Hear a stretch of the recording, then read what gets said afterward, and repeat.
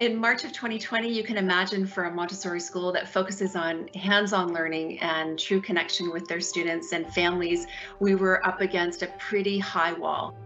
We had to pivot quickly to understanding how can we deliver our Montessori curriculum in a way that is going to be effective for our learners at home. We quickly adopted teams as a way to collaborate together as an administrative team, and we very quickly realized that we needed to provide some devices for our families so that they can stay connected with the school. For me, the Surface has such versatility, so it's portable. For our younger students, they can use it as a tablet.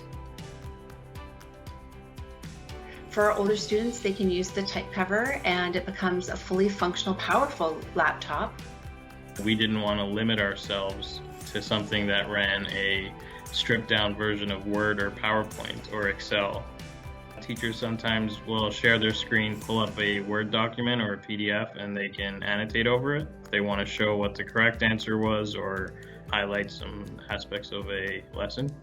I really have appreciated the Surface because of the versatility that offers to the class and myself. The students have adapted incredibly well in terms of using the devices. You have the communication, the creativity. There's a lot of flow in terms of the thinking. I've not actually seen this depth of writing before from my class. They were given an opportunity and the right tool, and they ran with it.